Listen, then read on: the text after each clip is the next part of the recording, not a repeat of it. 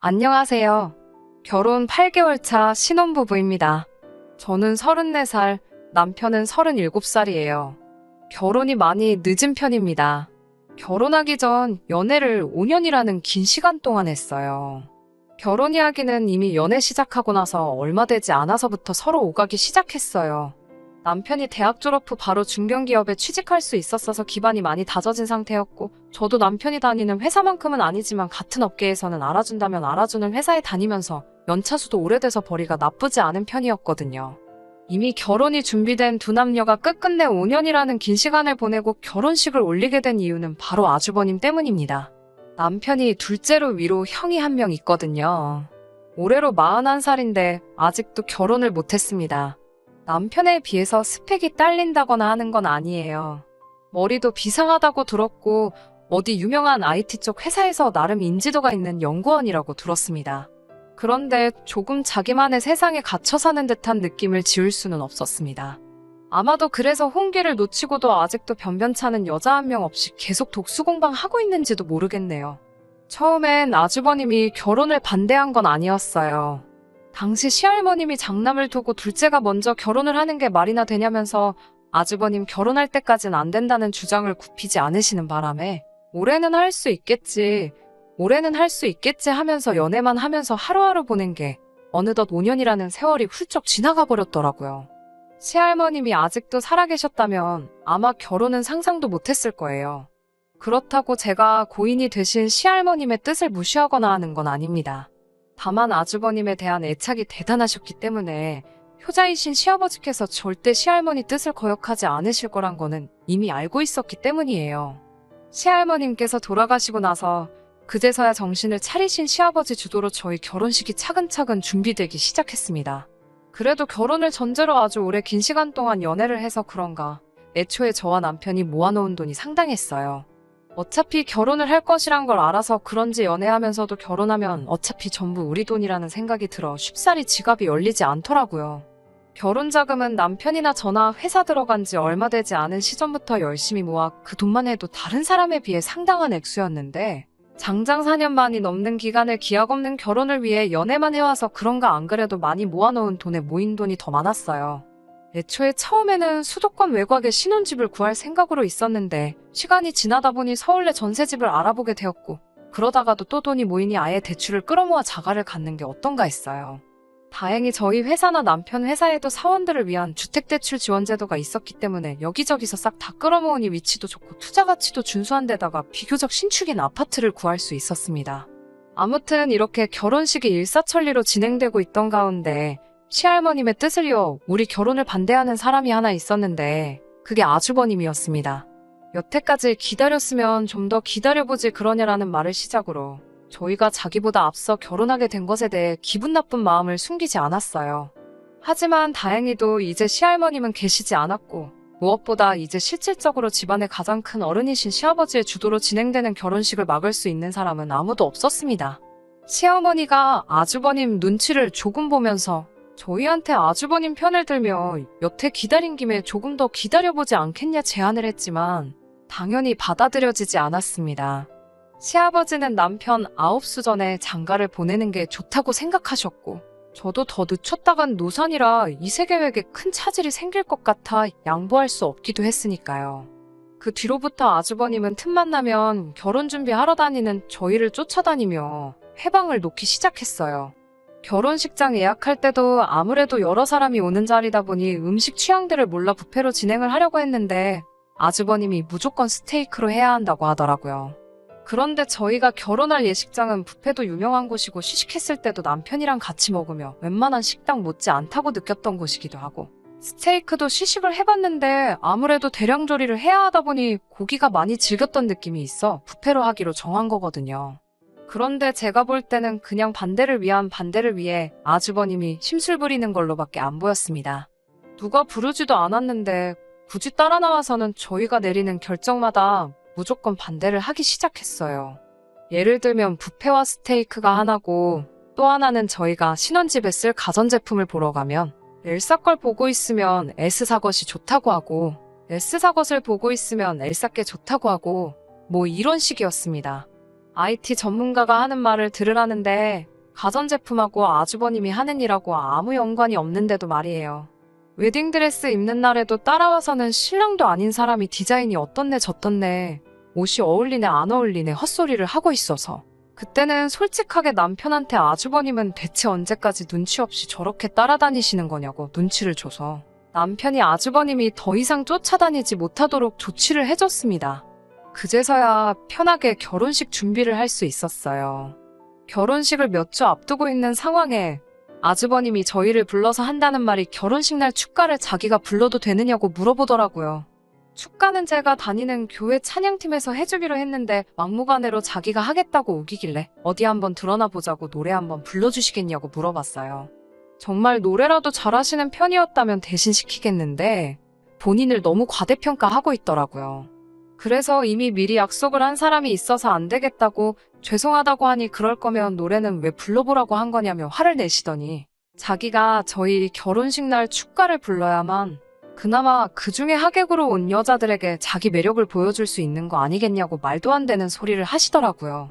제 결혼식 날 자기가 결혼할 사람을 찾으려고 하는 건데 내 혼사길마저 막을 생각이냐며 입에 거품을 물고 꼭 자기가 하겠다고 생떼를 쓰더라고요. 그 노래에 과연 누가 아주버님한테 관심을 가질지도 미지수였지만 제 한 번뿐인 결혼식 축가를 아주버님이 부르게 냅둔다는 것만큼은 용납할 수 없었습니다. 갖은 방법을 써서 아주버님 설득시키고 결국 어찌어찌 잘 넘어갔지만 정말 결혼식 준비하는 내내 아주버님 때문에 아주 짜증이 나고 스트레스 받는 일이 한두 번이 아니었어요. 제 친구들 부케 받는데 거기까지 따라 나와서 지가 부케를 받으려고 하는 통에 난리도 아니었습니다. 부케를 받은 아직 결혼 안 한 제 회사 동료한테 가서는 자기는 어떠냐고 되지도 않는 매력 어필을 하고 있더라고요. 아무튼 어찌저찌 별탈 없이 결혼식을 넘겼어요. 아주버님이 조금 열받게 하는 부분은 있었지만 저한테 직접적으로 큰 피해 입힌 거 하나 없고 짜증이야 많이 부렸지만 실제로 아주버님 의견이 반영된 적은 한 번도 없이 다 저와 남편이 원하는 대로 진행할 수 있었으니까요.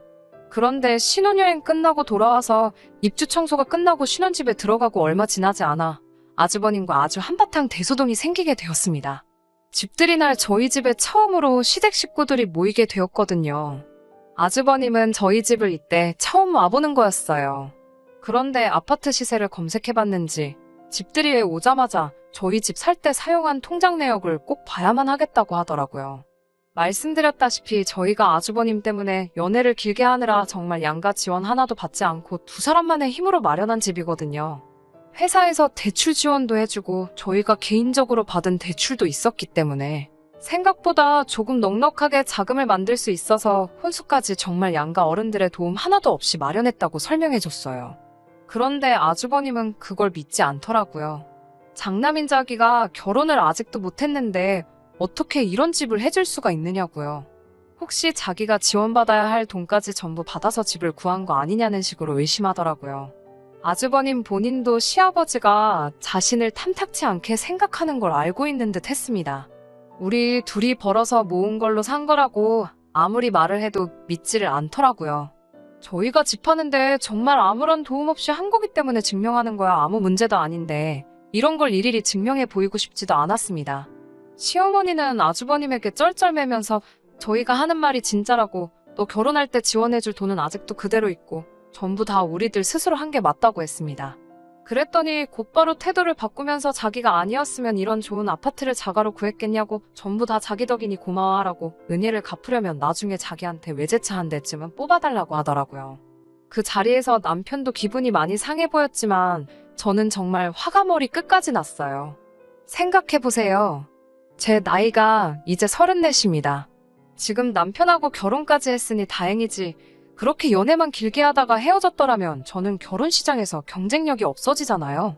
시할머님 돌아가시고 허겁지겁 준비한 거라 사실 그렇게 준비할 시간이 넉넉했던 것도 아니고 준비하면서도 그렇게 회방을 놓았었잖아요. 결혼식도 부르고 싶은 사람 정말 많았지만 코로나 때문에 하객도 많이 부르지 못하고 평생에 한 번 가는 신혼여행도 해외로 나갈 수가 없어서 국내 여행으로 끝내야만 했었습니다. 거기에 이미 아이 갖기에도 늦은 편이라 지금 곧바로 아이를 가진다고 해도 노산인데 이게 다 누구 때문에 늦어진 건데 고작 이런 거 가지고 고마워하라 마라 운운하고 있으니 열이 받더라고요. 이 집이 아니었어도 암만 그동안 둘이서 안 쓰고 모았다고 한들 5년 사이 오른 서울 아파트값 생각해보면 저희가 손해본 거나 마찬가지일 텐데 말이에요. 진짜 그 자리에서 뺨싸다귀를 한 대 올려붙이고 싶었는데 남편이 제가 열받은 거 눈치채고 말려줘서 겨우 참았습니다. 아무튼 방금 말씀드린 대로 저희가 늦게 결혼을 한 만큼 서로 마음이 급해 산부인과 가서 둘 다 검사 받았고 하루빨리 날 잡으라는 이야기 듣자마자 엄청 열심히 노력했어요. 그리고 자연 임신에 성공하게 되었습니다. 혹시나 하는 마음에 시술 받으러 병원 예약한 걸 갈 필요가 없게 되었습니다. 양가에 임신했다는 소식을 알리니 아주 날아갈 듯이 기뻐하셨어요. 마치 친정 부모님만큼 기뻐해 주시는 시부모님 보니 저도 기분이 좋아져 있었습니다. 그날 저녁에 저는 침대에 기대서 책을 읽고 있고 남편은 씻으러 화장실에 가 있는데 남편 전화기로 전화가 한 통 걸려오더라고요. 아주버님이었습니다. 전화를 받으니 전화기 너머로 술 냄새가 느껴질 정도로 아주 혀가 꼬부라져 고주망태가 되어 있는 상태였어요. 그러더니 제가 누군지는 확인하지도 않고 아주 시작부터 욕짓거리로 전화를 시작하더라고요. 그러면서 하는 말이 아주 내가 잠자코 있으니까 만만하게 보는 거냐며 너무 경우가 없다고 새치기를 해도 정도껏 해야지 전부 나보다 먼저 할 셈이냐며 남편에게 입에 담기도 힘든 욕을 퍼붓더라고요. 제가 듣다 참을 수가 없어서 전화를 받아 대꾸했어요. 대체 우리한테 원하는 게 뭐냐고, 지금 뭘 어떻게 해줘야지 그 입을 단 하루라도 담을 수 있냐고 성질을 내며 따졌죠. 방에서 큰 소리가 나니 심상치 않음을 느낀 남편이 씻다 말고 후다닥 뛰어나오고 제가 전화로 아주버님하고 서로 욕짓거리 하면서 싸우고 있는 걸 뜯어말리더라고요. 그리고는 전화를 뺏어받아서 너 지금 미친 거냐고 아주버님한테 너 거리면서 화를 내기 시작했습니다. 그래도 형이라고 제 앞에서일지라도 단 한 번도 형님 하면서 존댓말 한 번 낮춘 적 없는 남편이었는데 정말 의외였습니다. 아무튼 저도 그동안 참았던 거 한 번에 다 쏟아내기도 했고 남편이 전화기 이어받아서 아주버님에게 욕을 하고 있으니 갑자기 그동안 묶었던 게 한 번에 빠져나가는 것처럼 온몸에 힘이 쫙 빠지더니 방바닥에 주저앉듯 쓰러지게 되었고 그때부터 눈물이 마구마구 흐르더라고요. 정신을 차리고 눈을 떠보니 병원 침대 위였습니다. 다행히 아이한테는 아무 일도 없었다네요. 스트레스 때문에 잠깐 혼절을 했던 거였어요. 병원에는 남편과 시부모님이 혼비백산한 표정으로 저만 쳐다보고 있더라고요. 다행히 뱃속의 아이한테는 아무 이상이 없었어요. 그래도 조심해야 한다는 의사 선생님 말에 다들 안도의 한숨을 내쉬는 가운데 긴장의 끈이 풀리니 다들 그 화가 아주버님한테 향하더라고요. 남편이 그 자리에서 아주버님에게 전화해서 당장 와서 무릎 꿇고 사과를 하라고 언성을 높였습니다.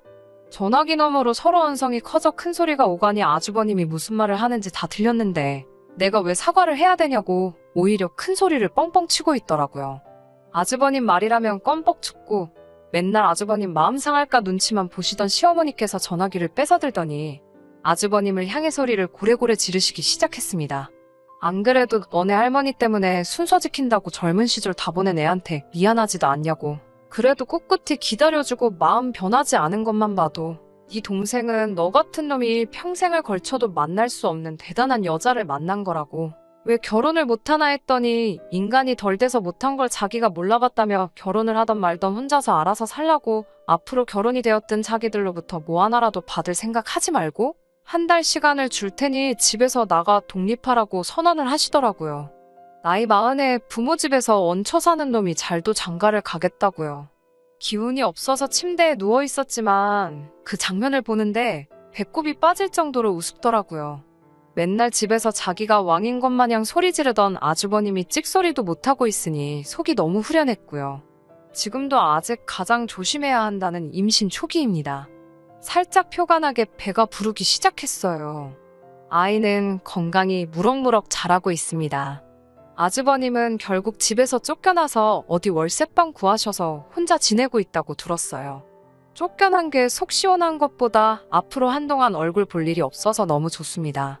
자기 때문에 희생한 세월이 얼마인데 축하는 못해줄 망정 경우를 따지는 게 너무 화가 나서 어떻게든 한 방 먹여주고 싶었는데 자기 스스로 제 무덤을 팔 거라고 누가 생각을 했겠어요? 아주버님이 정신을 차릴지는 나중 가서 알 문제고 저는 뱃속의 아이 건강을 위해서라도 행복하고 좋은 일들만 생각하며 지내볼 생각입니다. 좋은 소식 기다려주세요. 그러면 이제 사연 마치도록 할게요. 끝까지 들어주셔서 감사합니다. 오늘의 사연은 여기까지입니다. 구독과 좋아요, 알람 설정 부탁드리고 더 좋은 사연으로 다시 찾아뵙겠습니다. 감사합니다.